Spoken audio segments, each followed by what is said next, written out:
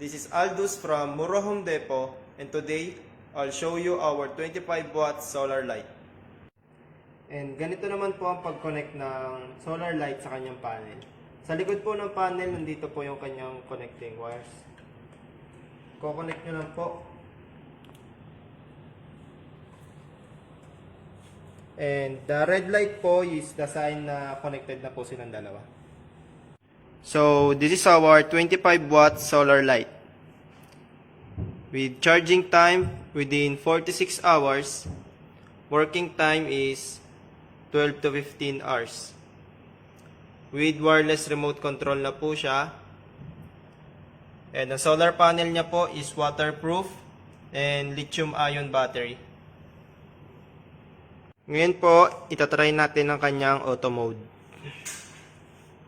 Pinindot natin yung auto.